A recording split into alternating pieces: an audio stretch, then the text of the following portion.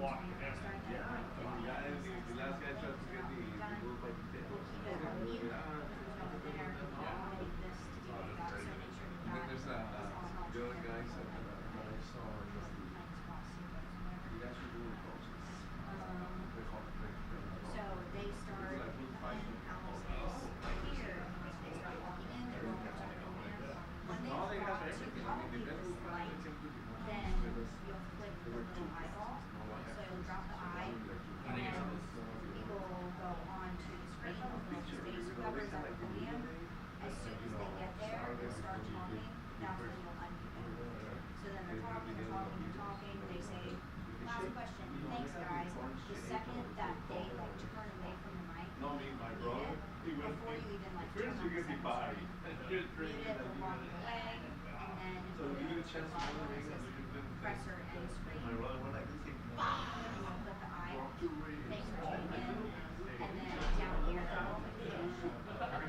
Still way stronger than you, probably. Yeah. I think it's have fun going like this. I've never been. 16 years. I never when I was 30. I never when I was 30. I've only been to Cancun and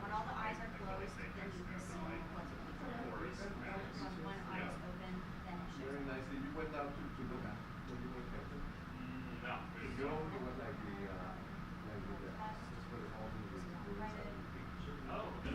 Fucking learn people like they knew what to do. Yeah. I mean, you had the experience of the underground users. Yeah. I said, all these people do that. Yes, we did actually. We were. I don't think I remember. We did swim in like a underground water hole. Yeah. Yeah, they're normally like Yeah. normally they kind of a job. Yeah. It got like really deep, and they had like ropes going across. So you could just like hold on. And there were both fish that fight like the dead skin off your feet. It was really cool. Ready? Test, test. Good. Test, test. Chairwoman Elise Stefanik, Congressman Morgan Luttrell, Congresswoman Monica De La Cruz, Majority Leader Steve Scalise. Can you hear me? Okay. Okay.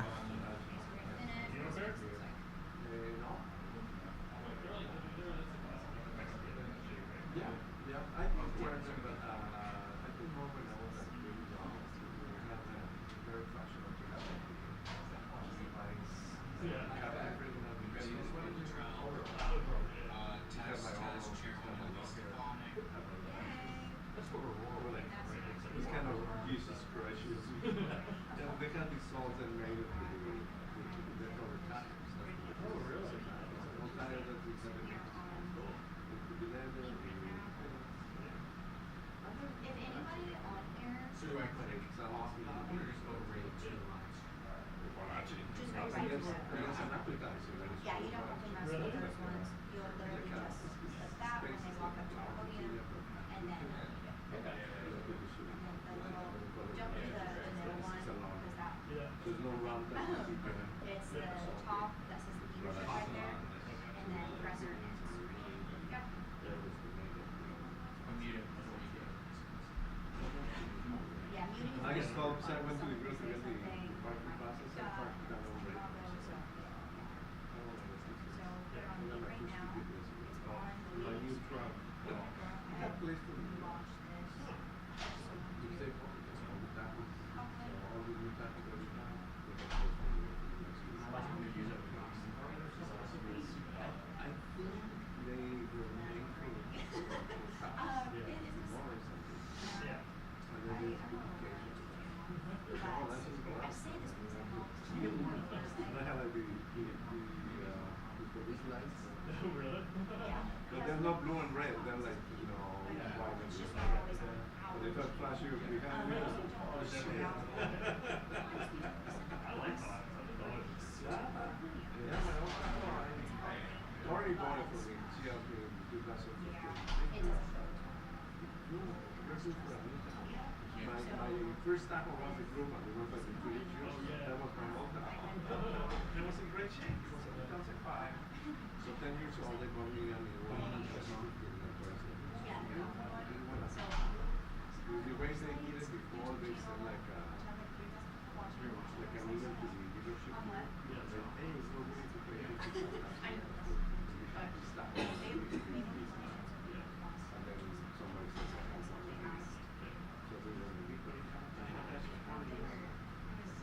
tomorrow, so they kind of change. They barely finish.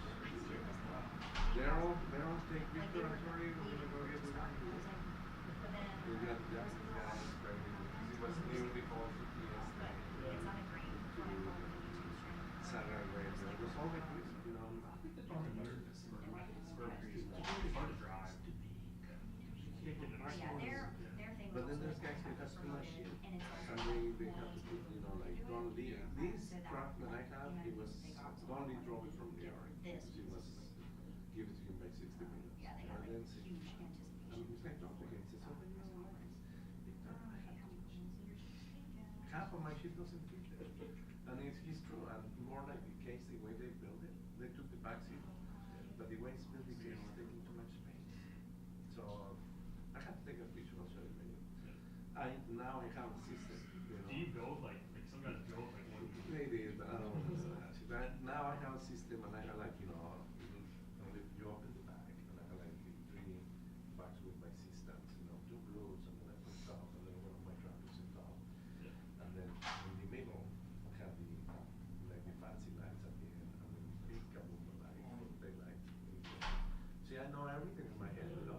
In the right, on the right hand side, I have, I have another set of lights, and then on this corner I have the firebox with all these tensions and stuff. Yeah. And then at the end, when you open the side doors, I have 3 cameras. Do you use the little cameras? I always see you with that one. I don't like it very Yeah. because I'm a weird guy. I'm Yeah. old school. Yeah. Oh man, don't be back. No, but the picture is good. Like, no.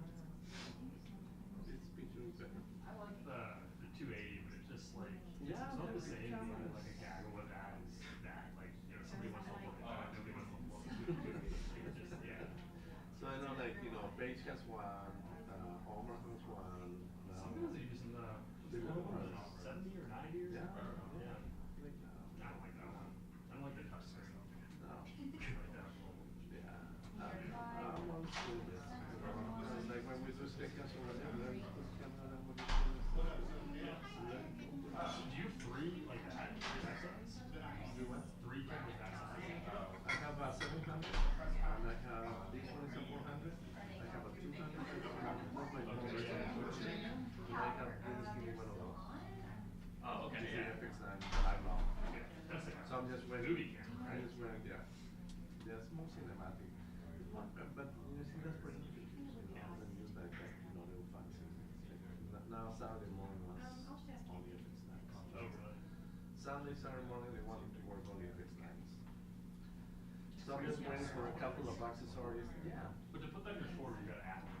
But that's the thing, you know, I have to put this accuser here, you know, that is like, you know, like it's part of the plate. Yeah. And then it has like two pieces of metals with the kind of, the handle. Yeah. And then, you know, you can do 2 handles at one. Yeah. I don't know one guy. The other guys have 2 handles. The lighter, the better. And they send me the new, that lens is so you can focus, it's called servo lens. Yeah. So you can control the focus and the Okay. Oh, digitally. Yeah. Or I'm not digitally, but I know what you mean. Like, yeah. Yeah, but I mean, the other lenses you have to do like manual, you know, or put it on autofocus. I never did when I had a camera.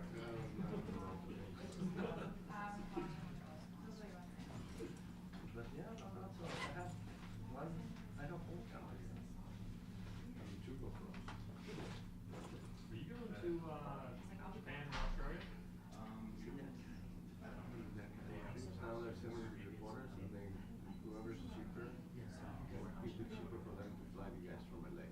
Oh. Because then we're saving the 4 hours. The last trip they went to Ireland, and UK, it makes sense. Last year we get away because they he visited Italy. We went to Rome for 7. We went in Because I mean, unless they did Scotland. So regional. they send one crew from England to Rome and one crew to Scotland. But then I was the other guy. Yeah. I was like the second place because they went out over work. So they want to do 2 shifts. The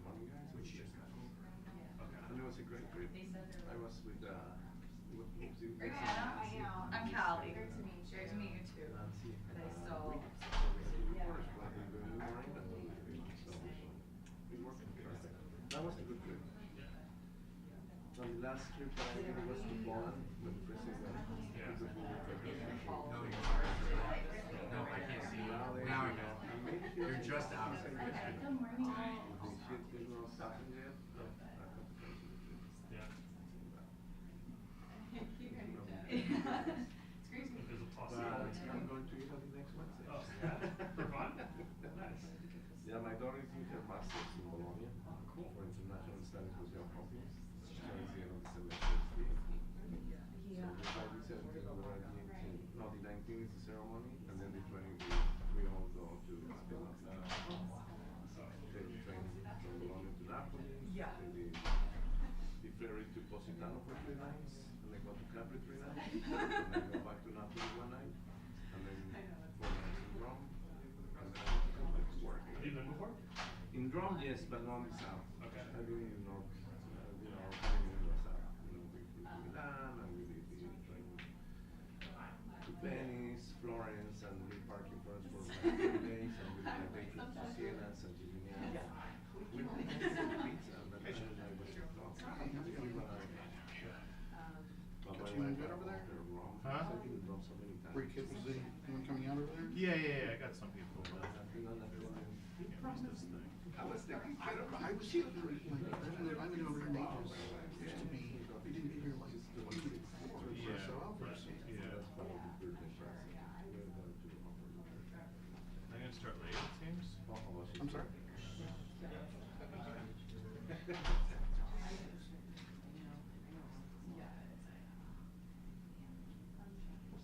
I saw Rebecca. She didn't tell where there's a camera. One of the two. Like, they definitely have presence. Okay. I didn't know if they were all together.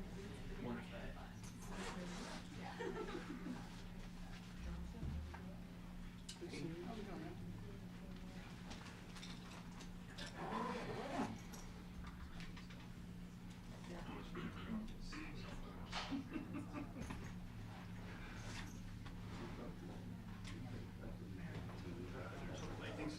This right of place?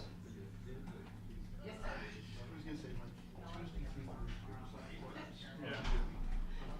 Mondays and Fridays, you sort of catch up with it. Bill said, great dude, love that guy.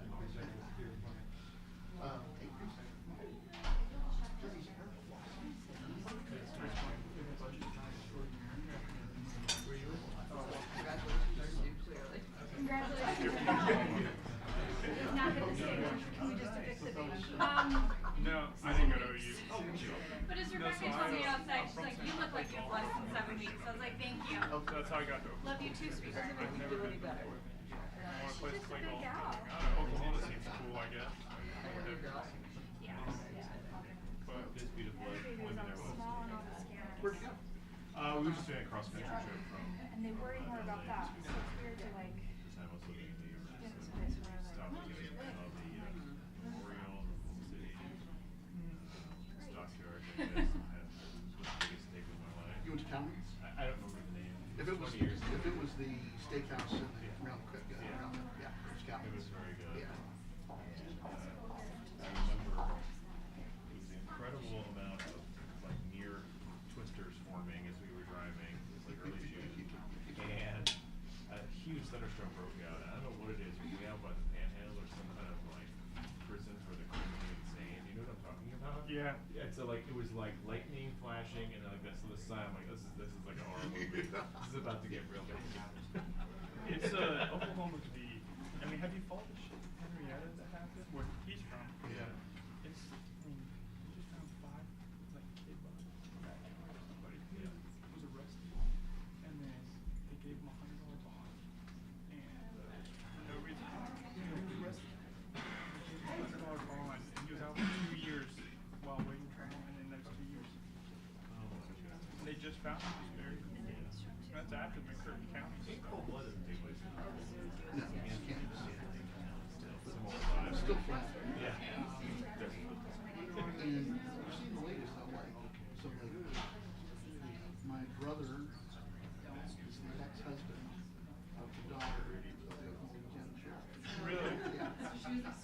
Wow. So apparently he's getting dragged right now. Yeah. because they look at the phones. Because there are all kinds of evidence. It's crazy. And that just sounds horrible. Yeah, it sounds like a house of horrors. When I'm paying for it, like a walkthrough.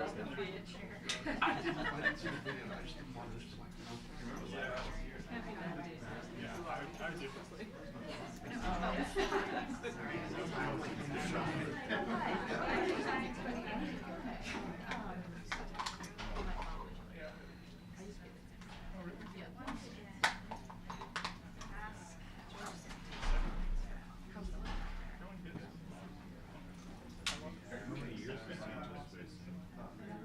Up to 20. Up to 20 years. Yeah. I mean, that never happens, but still. I saw Twitter when he was interviewing, was waiting to see something like 50-degree drive. Yeah. Yeah. I can't wait to see Reese's Well, yeah, pieces because of it is, he wrote this one. yeah, we just got it in the chamber.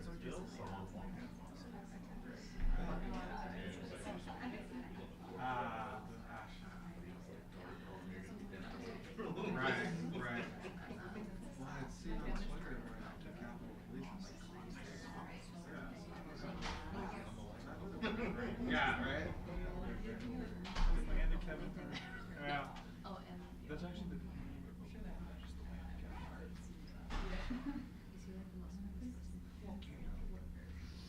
Emily show. And Zach. John. I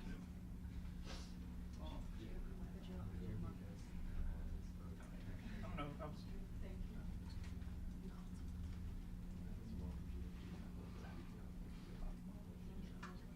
when you're for a clip, am I not getting terribly clicky vibes? Would that see anything?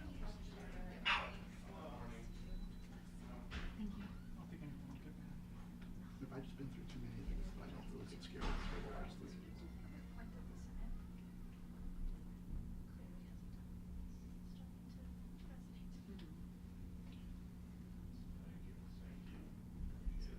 I know, I thought that was really funny. He really leaned into that.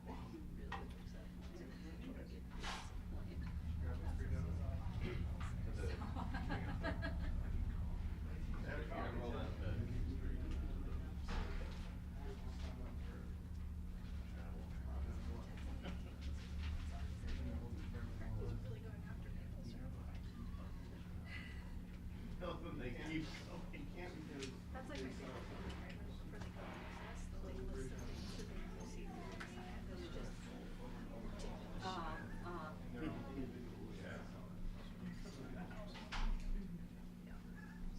I get them across 2 different emails. Double. So I get 4 of every email. So I try not to compare it too many times. Still. Oh, shit, I need a filter. But then there's like one every now and again that I need.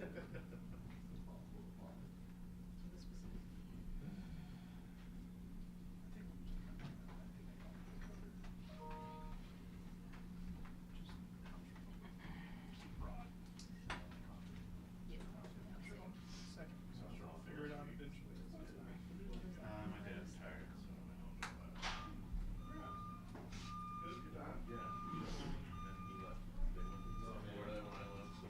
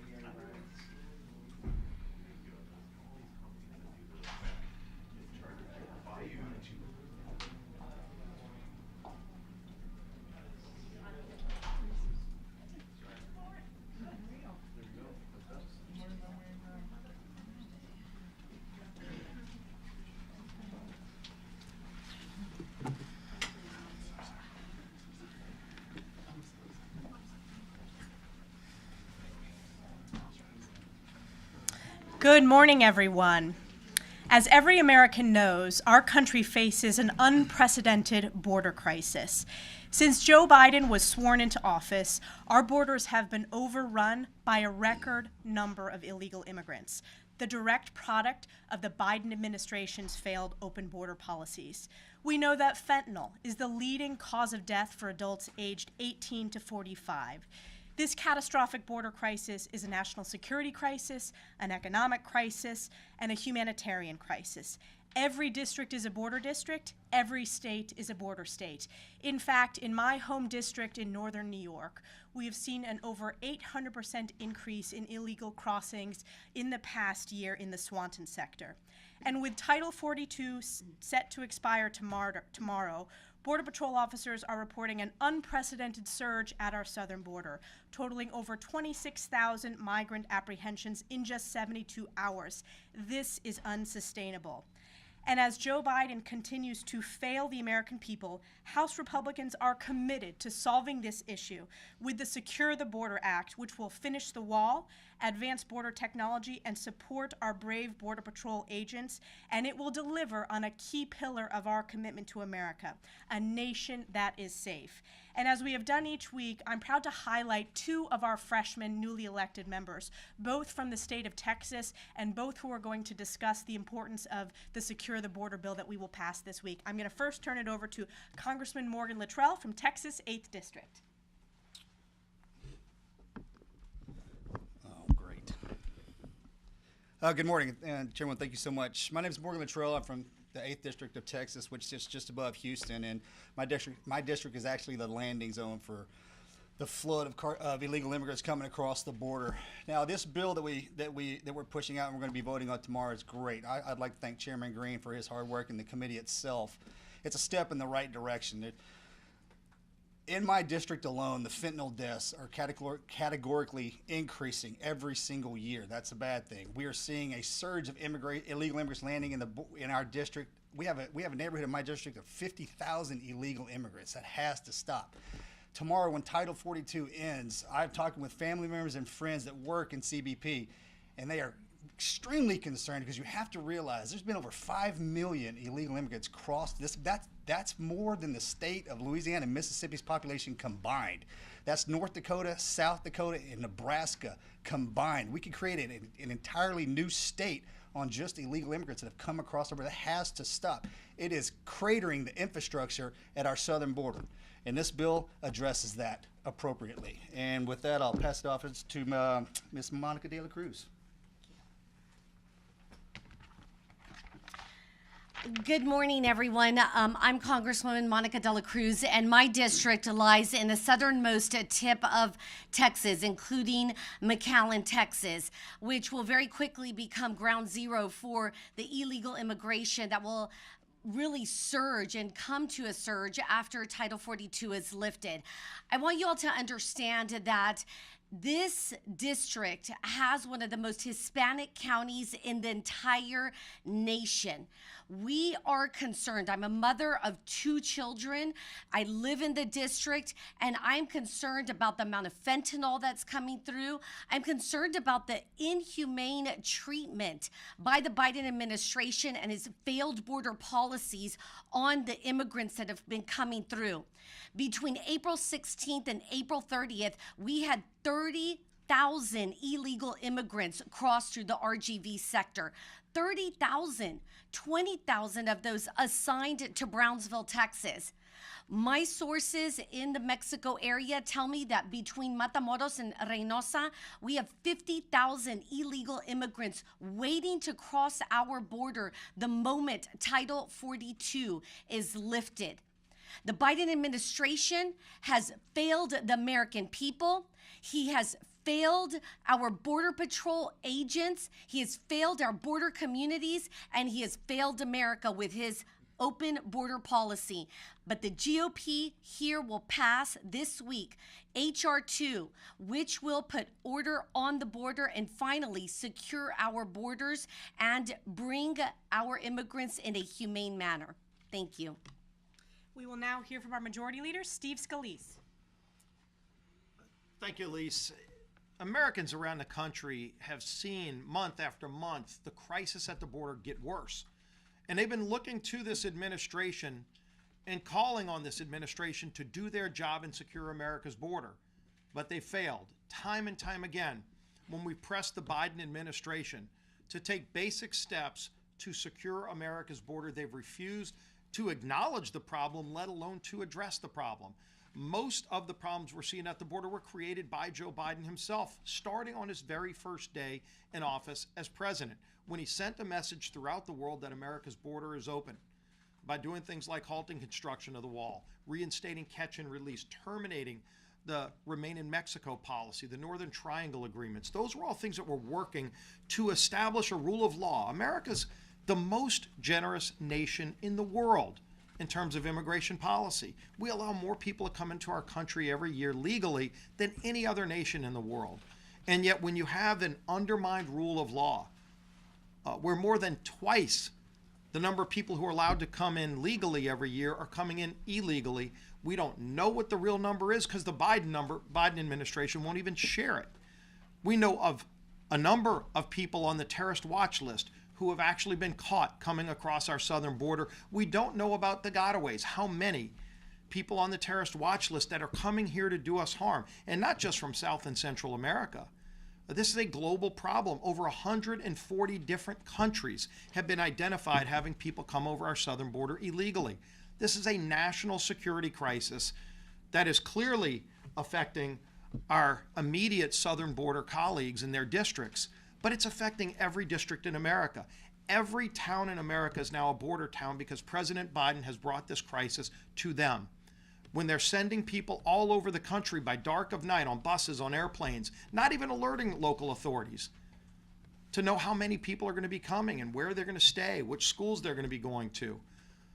The New York Times just reported a few days ago that more than 85,000 young kids are missing who have come across our border illegally. President Biden was in charge of tracking them, putting them in homes all around the country, and yet they've lost 85,000 young people. How can the Biden administration, with a straight face, look themselves in the mirror and allow this scandal to continue?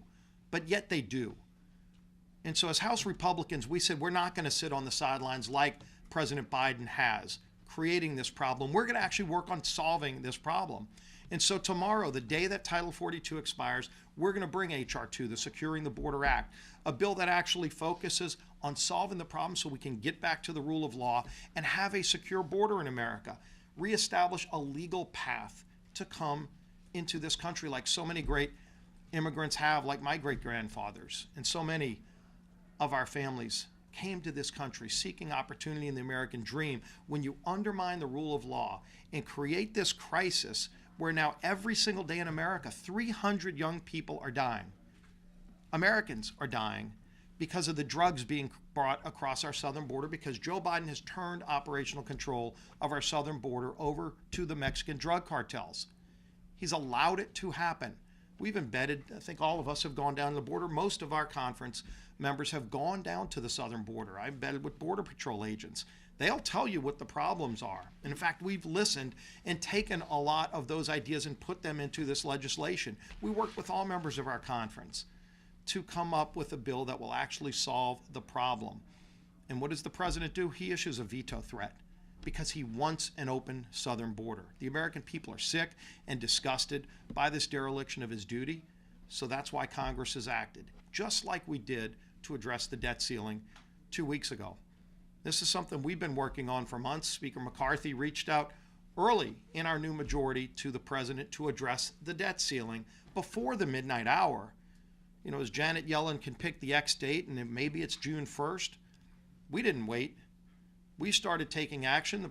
The president said that he would meet with Speaker McCarthy. It had been about 3 months had gone by where the president was in hiding. And finally yesterday, as we're just days away from hitting that X date, does he finally sit down with congressional leaders and still doesn't have any plans that he's put on the table as an alternative to what we passed. We passed a bill through the House.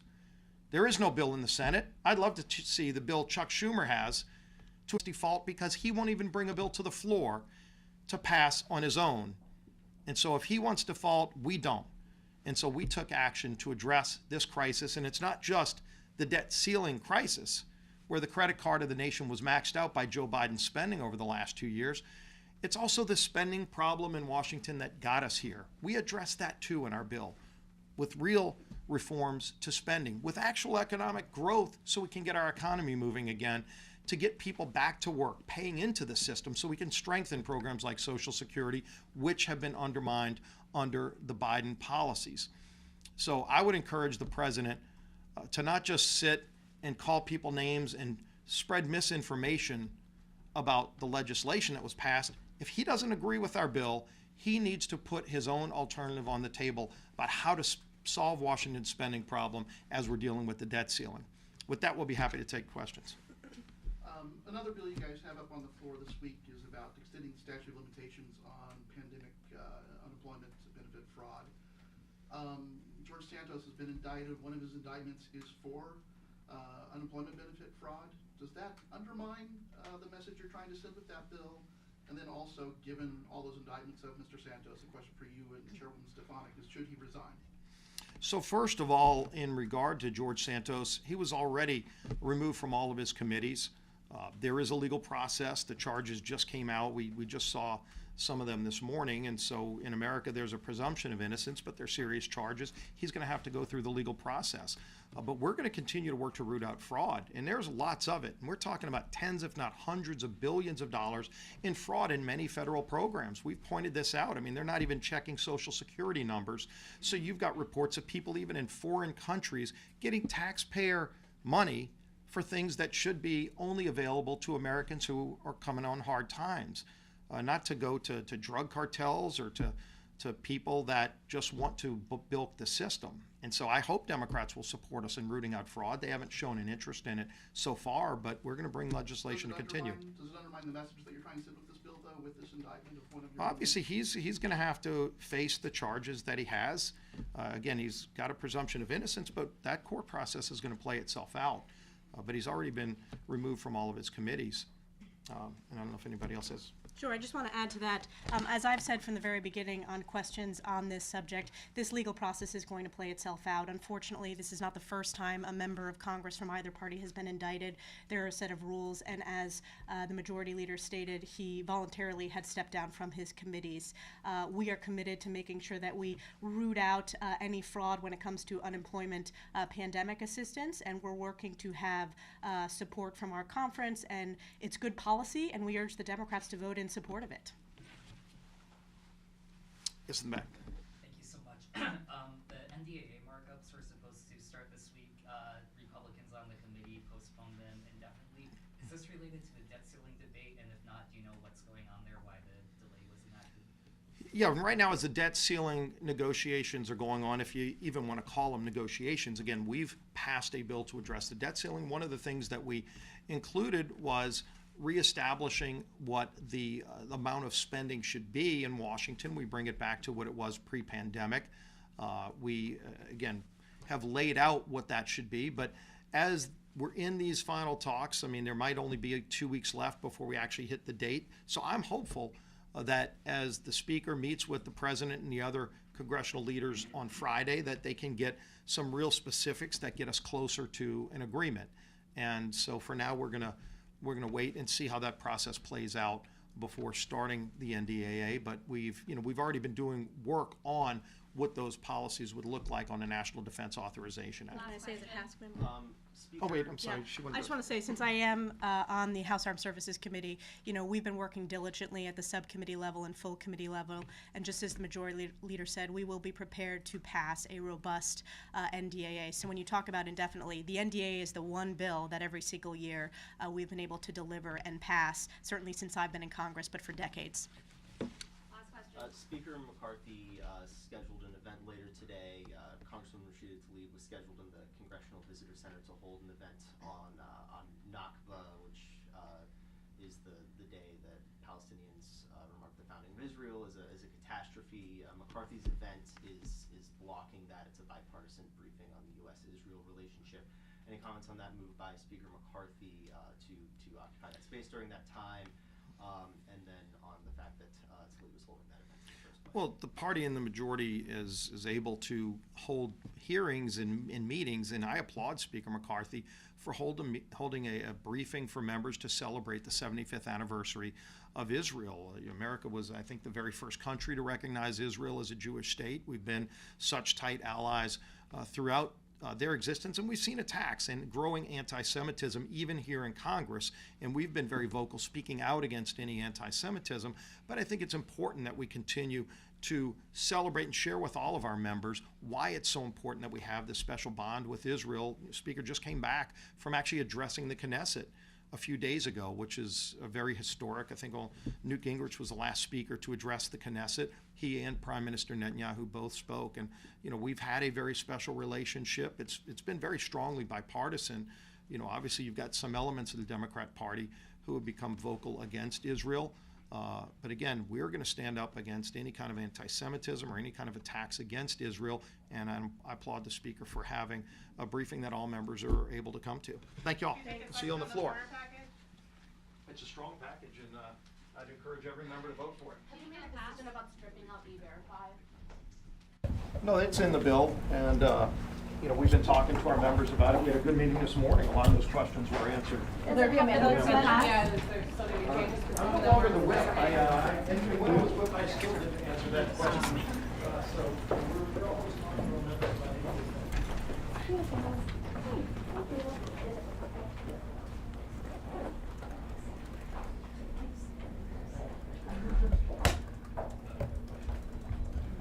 This concludes our transmission.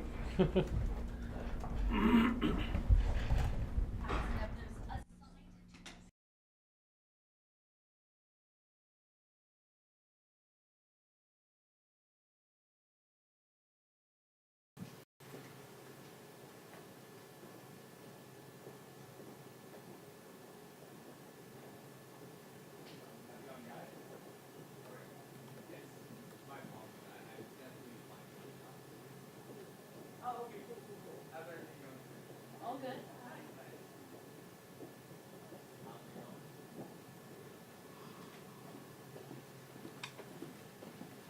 It's freezing in here.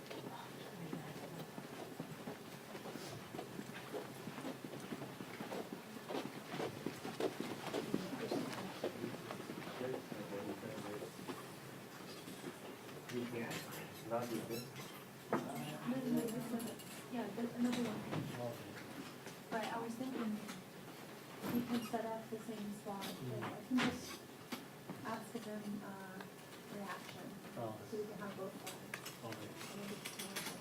Just the same things about.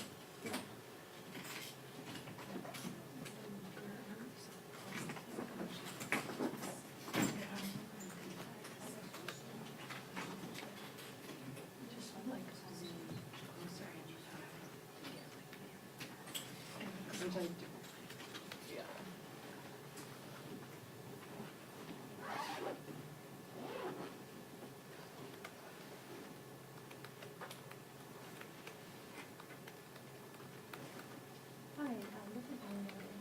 Is Mike available right now? Yes. Yeah, just quickly, That's so not right. I usually do video recording, so I know when I last filmed when I'm in the Capitol, but now I have a friend reporter who is wondering if he's able to do video on his cell phone in the Senate subway. Is that allowed? Okay. Got you. Okay. Thank you for clarifying.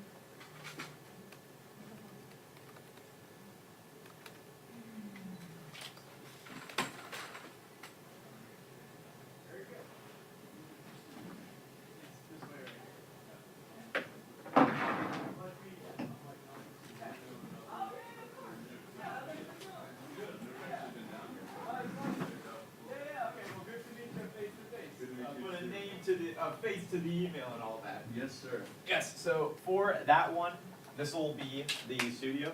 Nice. We're setting up for the 10:45 one now, Gotcha. but yeah. Good. And yeah, I mean everything's set up, so all that jazz. Is there anything you need ahead of time, like an easel? Hello again, how's it going? Yeah, good to see you. Good seeing you. Does this count as Studio A? This is Studio A. Okay, so it's 117 or A. It's technically 114, but we just say like enter through 117 because that's like the. But if there's no number and it just says A, they mean this one? Pretty much, yeah, exactly. Okay, cool. Yeah.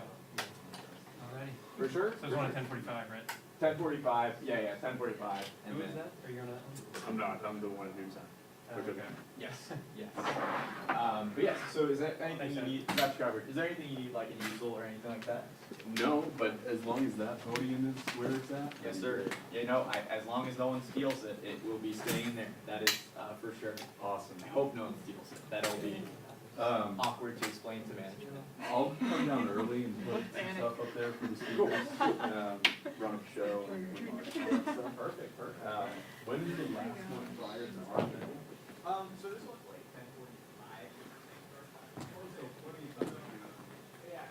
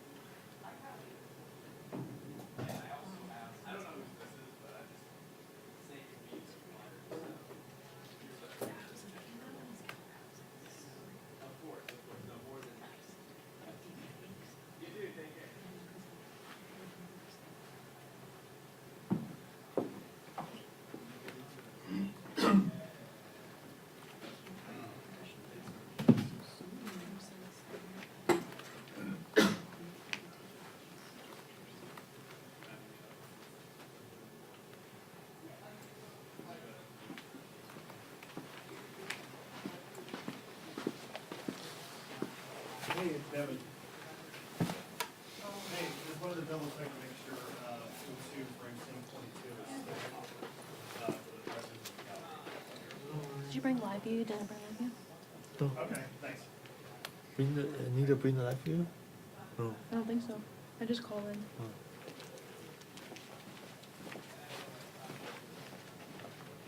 Yeah. Just wanted to confirm, you don't want the actual live stream to Ohio Public Press today, right?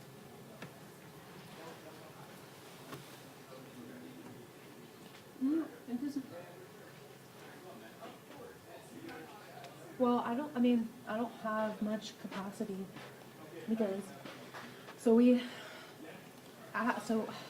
just interviewed just 2 people after the former press conference thing, and then Democrats, I'm gonna stay and get their reaction.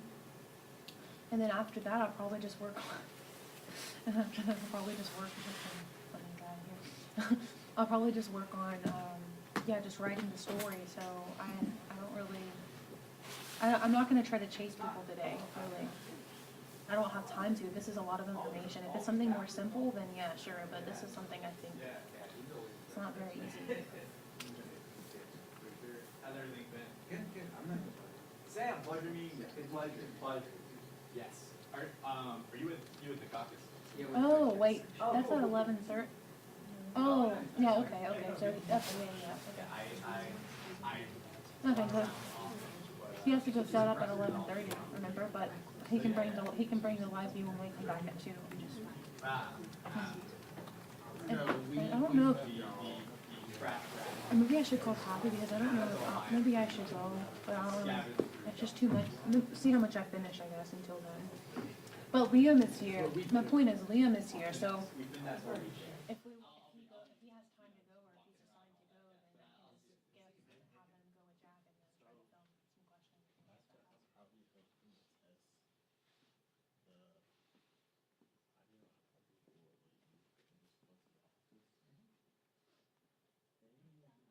some questions. I know, I get it every day. And he didn't really, no, but he listed everything for Liam. Like every event that's happening here pretty much, he listed fully into review. Even like, no, because even like even I feel bad because Liam was even confused because they actually moved the.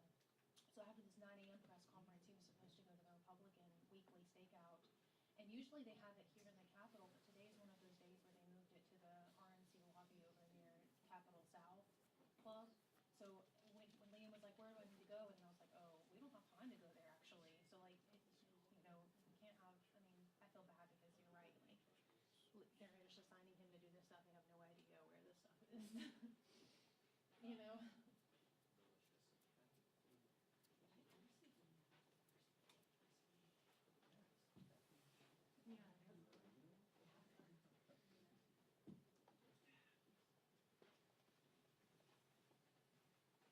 Yeah. Yeah, so I don't know if so today may be a special day, I can maybe write more in the morning, so I'll still have time to go, but I'm saying like, but if I don't have time to go and Hayden's already there, then he could be start doing that and he can just pull whatever.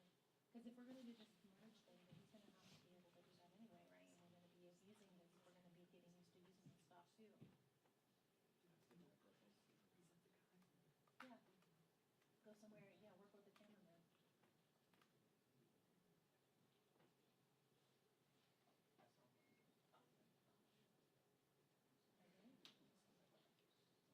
And see, that's another thing, because the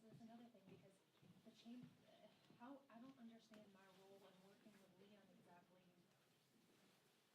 Like, I don't want to infringe on whatever he needs to do, but at the same time, like, or sound like I'm trying to boss him around it. That's why I don't say anything, I just. But it depends, so say we wanted to ask him or something, but I'm busy with something, who would be able to tell Liam, you need to go here? And I brought that up, that's one of the things that a lot of dispatchers are hearing that meeting today.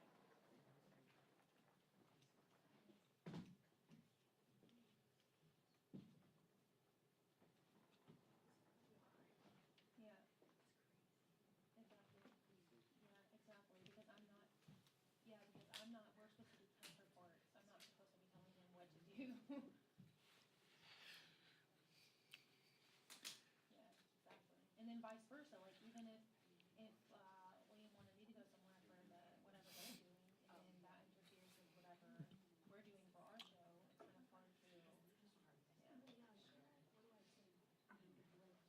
That's why you have, I think that's because in other networks they have a clear chain of command, and you have the director, the reporter, the producer, and then even the producers and the reporter, they're both serving the same purpose. It's pretty much two people doing the job that I'm doing now.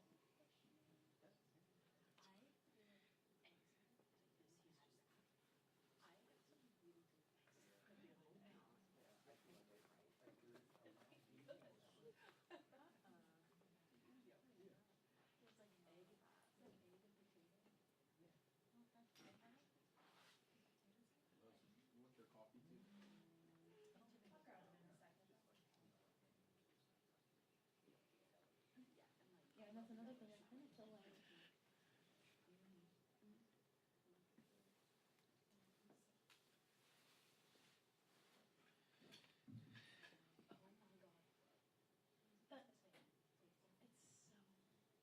No, that's another thing, because it was kind of confusing for me, like, just now, because there's both me and Liam and Mark here, but I know we only want to put Liam in this TV role, so he wants to go do interviews, and I was trying to he didn't ask me, but I'm saying his mind is focused on print, right? So he's just trying to see where he can go to film the audio, to do the audio. But I'm trying to think about, okay, so if we're supposed to make use of Liam for MTV, then I need to try to get him connected. Like, I need to get him used to taking the camera or being interviewed, making sure he's holding the microphone when Jack is filming, that type of, you know what I mean? That type of thing. But then again, I can't just say here, you do this, and then the comment made a comment yeah, we sure will.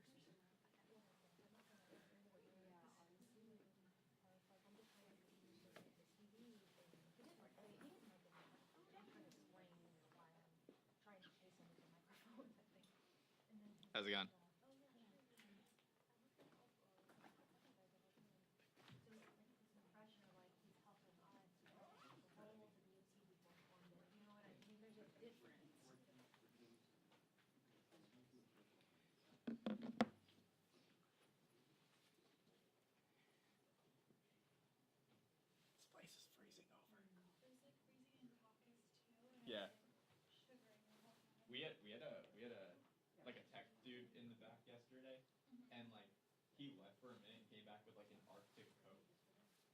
Rose living the dream.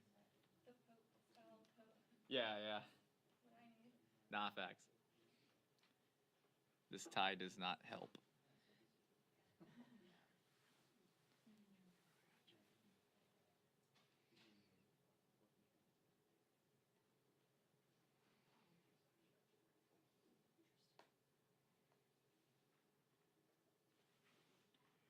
Yes, for blood isn't even. Yes, for blood isn't even what I need.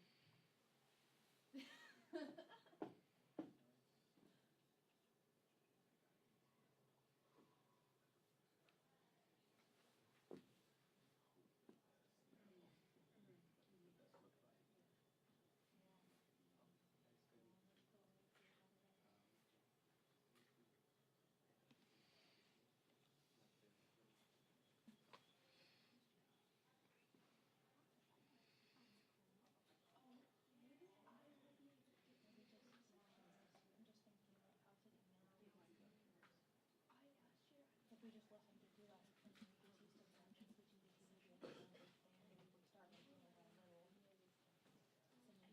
Hey, boss. Good for an audio check, or need another minute? Oh, I got you. Just gonna poke my head in the front. Yeah, I think like the normal and then normal. They would say like Nope, that's fine. the Japanese person to do this type of thing. Right? Like I feel like that would be like a normal Okay. direction. 1, 2, 3, 4, 5, 6, 7, 8, 9, 10. Ah, grazie mille. Sick. So, all good with that? Do you want me to talk louder like a member would? Yeah, I got you. Hi, I'm a member, and this is my press conference. Testing, testing. 1, 2, 3. I got you. You're good. I do my own thing, which is kind of like what we're doing now when both companies are separate. You know what I'm saying? Like if we're gonna do this merge thing, then I have to take an active role in trying to make a merge happen. Otherwise, then we're just separate.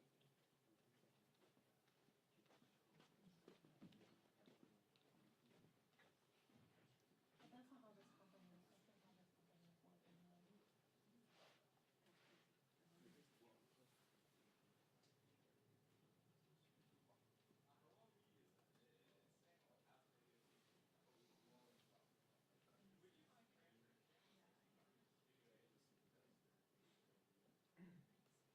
Yeah, I guess for me it's like because I have this notion about the company. It's like everything that I'm doing now is because I took that step myself. Why do I do look lives? Why does everybody do look lives? Because I'm the one who initiated this process.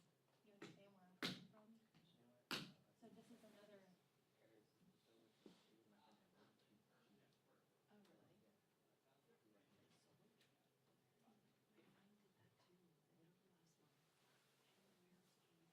Oh really? I see. I don't know. I guess I just feel like maybe it's like different because it involves other people. Maybe it's okay to like do that if it's myself, but involving other. Like I just kind of feel like. That's 45 in the next. Do it again. Okay. I should wait on. Honestly, I have no idea. I'll just take the power.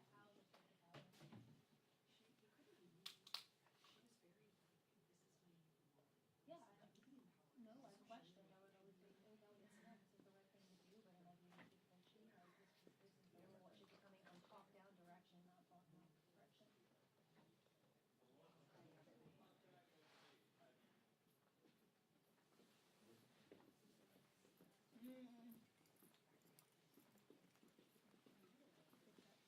Hey man, you made it. I know. You're probably there. So confusing. Dude, I feel for you. I had to have Perez give me a show me where McCarthy's office was yesterday. Oh, nice. Dude, I have no idea where I'm Oh, going. so that's at 12.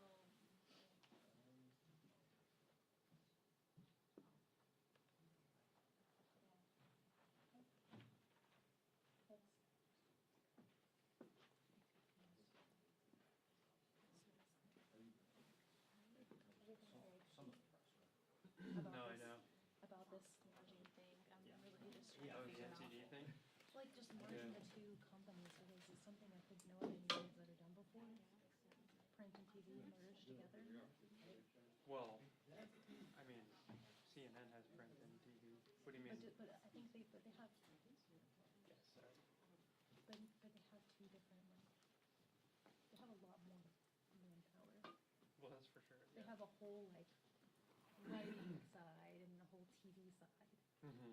It's Yeah, not it's like kind of, us yeah, where we're right. like, well, I guess there's a bit of overlap. well. That's true. I mean, But for you're- me, there's a lot of overlap. Yeah, that's for sure. But I don't think, yeah, exactly. I don't think they would take one of their writers from CNN writing side and like try to pull them for TV. Yeah. Well, that's what Patrick was saying they did for John King, though. Mm. Yeah, but It that's turned like, out that's pretty well. one person, not like, I'm not opposed to the idea. I'm just saying it's complicated. Yeah, this to is figure it's out. very like startup-y and like disorganized. But Yeah. yeah. And then for me, it's like, you know, is your direct boss Kathy or is it Ivan? It's like both. See, that's what I mean. Yeah, I mean that's a whole other issue that I would agree with you on. But yeah, I mean I think it's just gonna be me and Mark Mm. the whole time. I don't know if they're like, are they technically merging into the new or it's just like they gradually want to do that. But yeah, I don't know. I guess for like, they're not gonna ask you to write. Probably But then for me and Mark, there will be a bit of both. I'm happy about it just because like I can't do the whole like breaking news reporting. You have to write in like an hour. You have to write 400 words. That stuff just like kills my brain. So I'm happy to get comments for other people. And then like after work, I do my in-depth trying to do some investigative stuff. Got you. So you're gonna be like the content gatherer. Yeah, I guess so. Okay, that sounds good. And I think also like we wanted to share a camera. Patrick said that he's hiring camera people right now. That's very hopeful. But that's really what Patrick wants is just like cameras in front of lawmakers getting comments. Yeah. That's really, I think when That's a huge number though. They don't. if that can happen, then that solves a lot of problems. Mm-hmm. No, for sure. Yeah, but as far as the But that's so lame. You until can't film in then- the subway. 'Cause I it's know like- you can't film anywhere in the Capitol building actually. Are there good places to get them outside of it? I know right here, like I've done a couple of times. It's kind of, you know, you're like right on the verge of the Capitol. But as soon as you go to like where the stairs are, that's kind of entering the Capitol Mhm. area. Oh, you But can do you it on the can- steps. What's that? The house steps. Oh yeah, outside. You mean? Yeah, you can do it there. And then like when they're leaving vote, that's a good place to do it. Okay. And then like here, if they're leaving the presser and you want to follow up, I sometimes take him like out the back way, and then just like catch them right there. Oh, in the tunnel you can film? No, What do you cannot film. I mean, just like waiting out here, like right here. Oh, here you can. Yeah. Oh, okay. I don't know if that's. I mean, I've done it a couple of times, but technically in the Capitol, I've done it in the tunnel. But then Kimberly, which is the House director, lady. She's in now? But I will look at. She got. She's the no. Kimberly. So Mike is the Senate guy. He's Mhm. the one who manages the media for the Senate, and Kimberly is the House. No, I'll take a look at Who it. manages the media for the House. She I told sent me you a that couple. filming in the tunnel wasn't allowed, but Um. we did it a lot before I knew that. And, So even if any of the they office- agree to it, even Yeah, if because But remember what we we're talked about. supposed to know. Okay. Okay. Remember what we But the all the office was buildings talking are about. This. fine. Call me with the cameras. You can film. And then if there's one, if you go to, I don't know how much it matters for you right now until you get a camera, but for one in the Russell building, 1 minute. basement, like have you been to the Russell Rotunda yet? No. You'll see there eventually, but so as you're going toward Dirksen, you'll see there's like this little red rope, and then, you know, they have cameras behind there sometimes, let's just wait there and see who's coming through back and forth through boats, because then you just have to watch that way for boats. Mhm. And then you can film there. Yeah, and I wonder because like Senate subway is where they all come in, but I wonder if you can go, like if you go out to the other stops, you know, like where they enter the subway. That's what I'm talking about.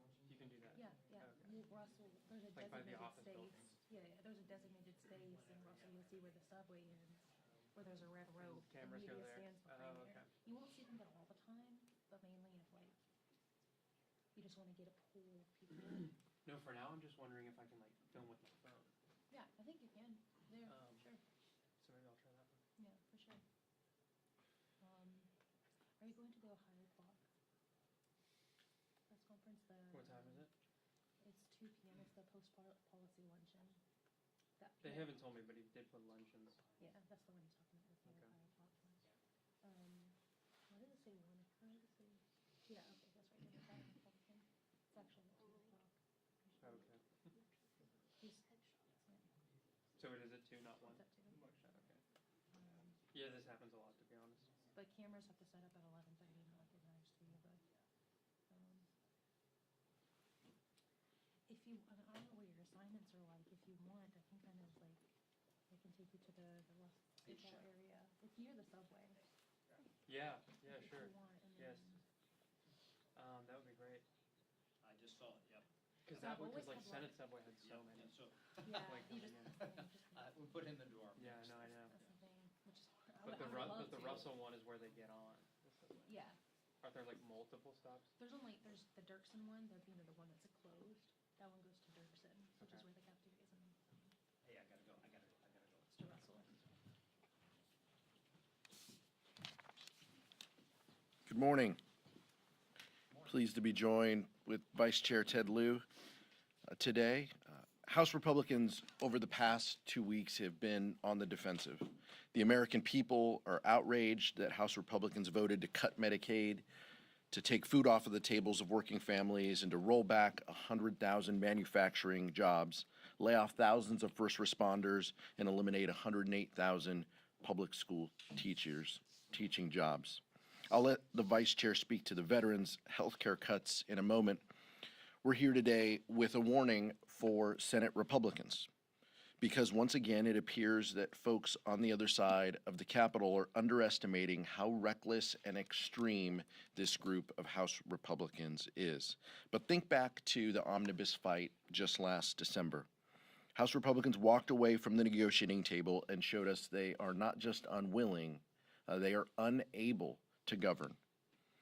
America narrowly avoided a Republican-led government shutdown only because the Senate decided to join House Democrats to do the right thing.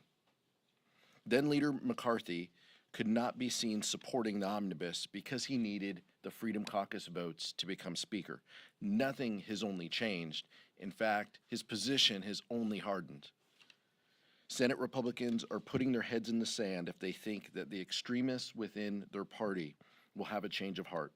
If Kevin McCarthy is forced to choose between holding power in his speakership or taking us closer to default, we know he's going to choose default. The American people know that as well. House Republicans are on a path toward default. The question before us is, will Senate Republicans take the wheel? Vice Chair Ted Lieu. Thank you, Chairman Aguilar. I previously served on active duty in the United States military for a little over 4 years and then stayed in the reserves for an additional 21 years. These cuts in the Republicans' Default on America Act will be devastating to veterans. 22% cuts in the bill mean up to 30 million fewer visits by veterans to the VA, stopping of VA construction projects, longer wait times for veterans. And what you see now are Republicans who voted for it and then regret that they voted for this bill because now they understand how devastating these cuts to veterans are. And now they're claiming somehow this bill won't cut funding to veterans, and they're lying. And how do we know that? Math. So veterans groups said, please exempt VA from your bill, and they refused to. And that's why numerous veterans groups, such as Disabled American Veterans, the Navy Marine Corps Relief Society, and so many others opposed this bill. And the reason Republicans did not exempt veterans from these cuts is because if you don't cut defense and you don't cut veterans, then to make their numbers work, you have to cut the rest of government 33% to 50%. They know that's unworkable. They know they have to cut veterans in the bill based on the top line numbers that they wrote into the bill. Also, Section 201 specifically just removes billions of dollars of funding from the VA. So there's also that. So it's very clear that this bill makes cuts to veterans funding, and it's going to be devastating to veterans. And that's why you see a number of Republicans now trying to somehow say that the bill doesn't say what it says. Well, it does. In addition, there's math as well. So with that, happy to answer any questions you may have, and Chairman Aguilar said he's going to take the hard questions. Nicole? Thanks so much, Mr. Chair. On George Santos, I mean, obviously the charges were just unsealed this morning. More Republicans appear to be calling on him to resign. Has there been any further talk of potentially putting forth some type of privileged resolution to expel the congressman? I know that there have been items that have been offered by legislators on our side in the past. We're going to wait to see how this plays out. There is one person who can make this change, Speaker McCarthy. And I think that's going to be the interesting point here. George Santos was the deciding vote on the Default on America Act. And he loved the drama behind it. He loved walking down the middle of the aisle, holding his card up, and being vote number 217 to deliver that piece of legislation that would cut veterans and cut so many important programs. That is the Kevin McCarthy coalition. George Santos speaks to the Kevin McCarthy coalition. So I don't know what Speaker McCarthy is going to do or what House Republicans are going to do. We're digesting the charging documents, but the level of fraud, the level of extremism, the continued lies throughout all of this, these are things that we've known, but clearly the DOJ has been working on this now. It's just an unfortunate thing that we're all colleagues together, and this level of fraud that's been perpetrated on the people of New York. But this is at the hands of Kevin McCarthy. But we're going to keep our options open and see where we go from here. Vice Chair, anything on that? Sure. The Republican member of Congress, purportedly known as George Santos, is entitled to the presumption of innocence, just like anyone else in America, in a criminal court of law. The House is not a criminal court of law. The House has its own rules. The House can choose to expel a member. Robert Garcia has put forward a bill to do that. If Speaker McCarthy were to put that bill on the floor, then I would vote for it. Nick? When the border bill comes up, I believe, tomorrow, do you expect all Democrats to oppose it? We'll see. And you tell me what the final construct of the border bill is. In the dark of night, they made more changes. I haven't seen every single change that they have made to this bill. You guys are reporting that there could be more changes. So you tell me what the final language is, and I'll give you a whip update from Democratic Whip Catherine Clark. But we don't know what that final construct is. I think what's important here, too, is going back to the Default on America Act. Republicans, own the cuts to Customs and Border Patrol related to that bill. Their bill would have cut 2,400 Border Patrol agents.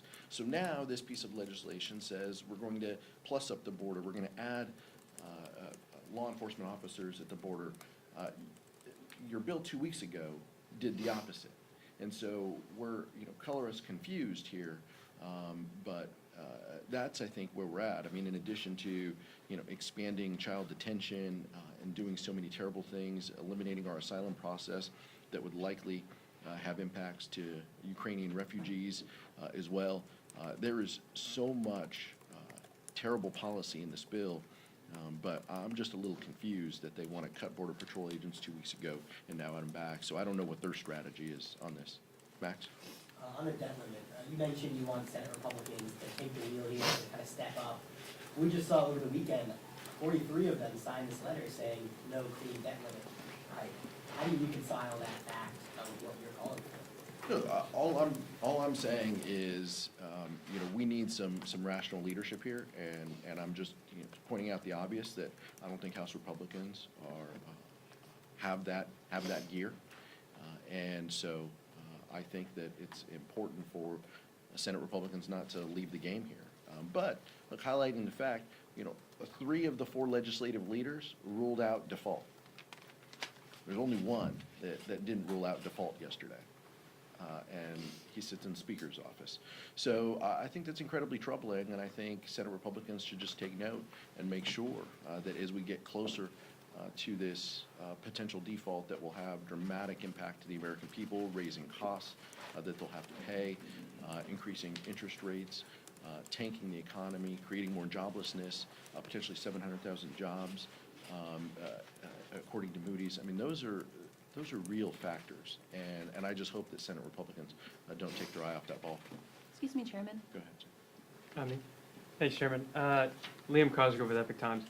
When you consider the fact that we're in a situation where we are unable to pay our bills without borrowing more money, is that not inherently concerning to you? You know, if it were a private individual and it was like, I got to take more credit card debt to pay my previous debt, you know, that's someone who's living underwater, paycheck to paycheck. What are your thoughts on that?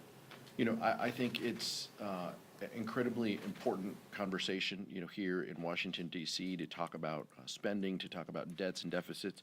We do that here every year. When we have budget resolutions, and as a member of the Appropriations Committee, when we mark up 12 spending bills each and every year, we've done that in a bipartisan way.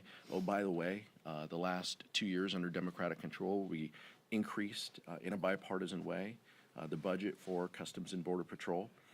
We've done that in a significant manner to protect the American public.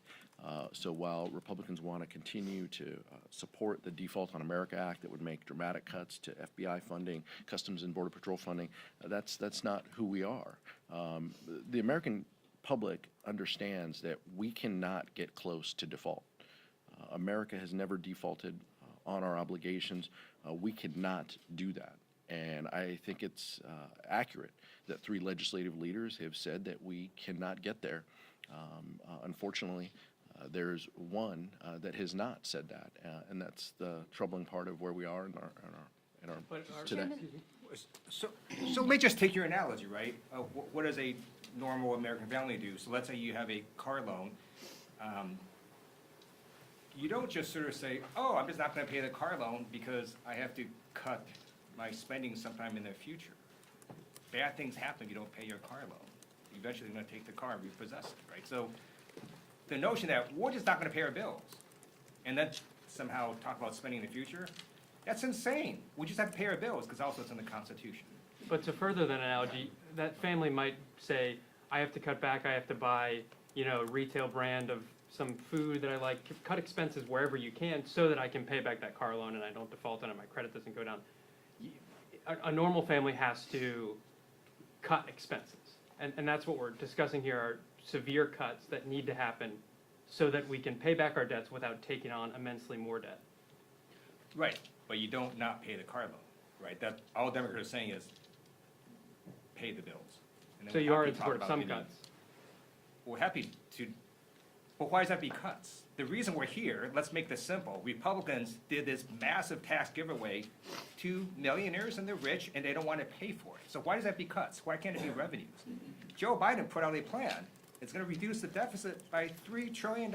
It's a mix of cuts and revenues. So the entire framing you have is wrong. Why just focus on cuts? Why not on revenues? We Prefer should focus revenue. on both. Mr. Aguilar. Good morning, thank you.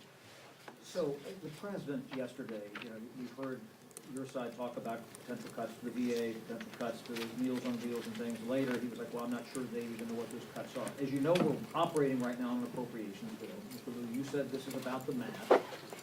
Everybody knows that that bill that they passed the other day is not going anywhere. It's not a budget, but it's not binding. So it doesn't seem that everything is square here when we talk about those cuts. Are those cuts that you guys talk about with the VA, that's not real money right now because it's not in an appropriations bill in the fall. We're funded through the 30th of September. Sure, and if they put out a budget resolution that spells out exactly what they would cut, we would have more clarity. All we have now on the clarity of Republican priorities is the Default on America Act, which says that they are going to go back to FY22 levels. And you've got kids crying in the hallway because of this, Chad. Like, that's the type, no, that happens occasionally too. No, clearly everyone is upset about this Republican budget. And so, you know, if they produced a Republican budget that then guided the 12 appropriations bills, then we could have a more substantive conversation. In the absence of that, all we have to go on is the Default on America Act, which will now serve as the framework by which all of these House Republicans should be judged. And the metrics within there, the math within that says clearly, and we know this because they went into the dark of night, Chad, to get the votes. You know this, you reported this, to save biofuels tax credits. Why couldn't they also save veterans funding is a part of that? If they wanted to make something a priority to get the votes, they could have done that. They chose not to. But Go even ahead. the budget is not binding, too. It It's not isn't. real ammo that you would fire. No, it isn't, and we would expect them to deem some numbers, eventually here too, as you know. But we are in this period where they have not deemed a budget. They have not marked up appropriations bills. They have not set a top line. And so the Default on America Act is the metric by which we know their priorities. Chairman, Go ahead. On the border bill, do you see any potential areas of compromise, overhauling asylum, border funding, that could be part of any kind of bipartisan deal? And if so, in the climate in the House, do you see that moving forward anytime soon? We want a safe and orderly border. That's what House Democrats support. We want to work with the Biden administration to make sure that they have the resources to ensure that that happens. That doesn't mean you completely gut asylum. That doesn't mean that you build a medieval wall and waste taxpayers' money. It does not mean you put kids in detention for unlimited amounts of time, violating court orders and violating humanitarian standards and decency. That's not what you mean. Now, you want to have conversations in the Homeland Security Appropriations Committee or in the Homeland Committee, full committee, we're happy to do that. As someone who worked with Republicans in the past on DACA reform and border security, there are a lot of things that we agree with. Broader use of technology to make sure that we have operational control. I mean, those are the types of things we can talk about.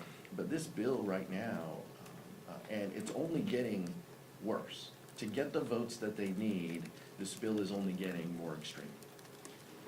Chairman, I just wanted to ask, earlier this morning, Comer and members on the Oversight Committee tried to explain a memo where they say that the Biden family has received money from countries, including China, Romania, in exchange for policy decisions or policy peddling here in the U.S.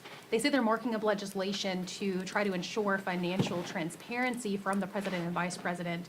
Does the Democrat caucus think that a bill like that is needed to ensure financial transparency from the upper levels of government? It's hard with a straight face to look at anything that the Oversight Committee is doing without a healthy layer of skepticism. They seem more intent on stoking conspiracy theories than anything else. We believe in transparency. We believe in accountability. That should also, by the way, apply to transparency and openness at the Supreme Court. But that doesn't seem to be anything that House Republicans are looking at right now. So color us a little skeptical in the back. Yes. Speaker McCarthy last night announced that he was canceling an event reservation for Representative Tlaib for a pro-Palestinian event. Is that something that you all as the Democratic leadership see as appropriate, or are you doing anything in response? It's unfortunate. This place, the majority controls a lot of, meeting rooms. But people should be allowed to meet, to congregate, to have discussions, to express their viewpoints and ideas. That's who we are. But unfortunately, if the majority controls office space and they want to revoke a group or organization, sometimes they have that ability to do that. And we'll work with individuals within the caucus to make sure that they have an opportunity to be heard. President Biden told reporters yesterday that the administration has done everything that it could to get ready for Title 42 to expire tomorrow. Are you comfortable with the plan that the administration has put forward, and are you looking to do more to provide resources for the administration to deal with any surge that may happen once Title 42 expires? Look, it's unfortunate that House Republicans don't join hands and embrace comprehensive immigration reform that would be, a critical piece of this conversation.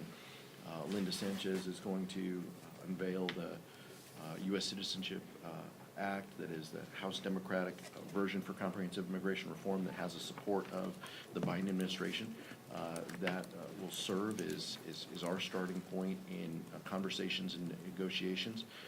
We're monitoring what is happening at the border, obviously, and looking at the current conditions. We heard reports on that from ranking members this morning. We're going to continue to work with the administration, on this. It's not anything that is going away in the short term, and so we're very mindful of that, the resources that they need, and making sure that we treat people with decency and that it's done in an orderly way. Last question.